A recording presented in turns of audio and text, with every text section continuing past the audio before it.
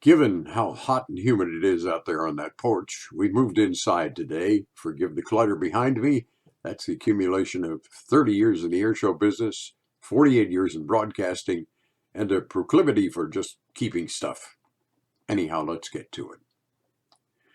Trying to understand how the seeds of racism are planted, consider the case of a young white boy about 6 to 10 years of age, living in a town of about 10,000 people, where there are but two black families.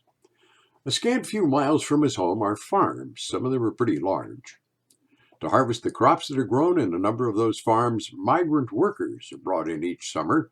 Mostly from the South, they are exclusively black.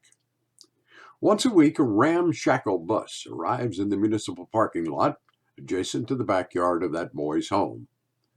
It's filled with those migrant workers. They walk to the stores on nearby Main Street, but other than that, incidents of them interacting in any way with the people of the town are extremely rare.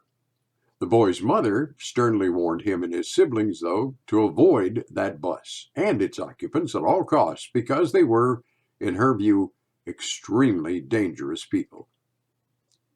The boy can also recall a time when he entered the first grade and he became playground friendly with another boy, the son of one of those two black families in town.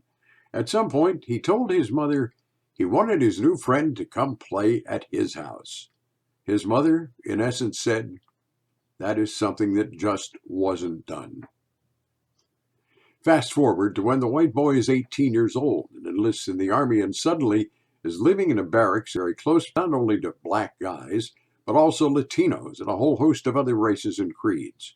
There are officers and non-coms from a variety of races whose orders he must follow to the letter. And he begins to discover the non-whites are really no different from him. They have hopes, they have desires, they have fears, they have ambitions, all very similar to his own. As he continues to grow, the former boy recognizes that what he was told by his mother is off the mark, but he also forgives her. He does understand she was, after all, but a product of her own environment while growing up. And he is grateful that his parents instilled in him the ability to think and reason, which has made him realize that racism is unfair and it causes damage in our society. In addition, he's seen enough examples of racism to know it is a two-way street, each side against the other, and has concluded that has got to stop if our world is going to survive.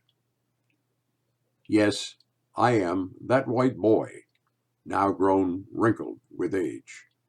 But I truly believe that we have right now the best opportunity of my lifetime to stamp out racism once and for all, but only provided that each and every one of us resolves to do whatever it takes to reach that goal.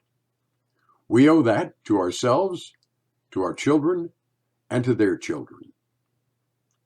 Teach them well.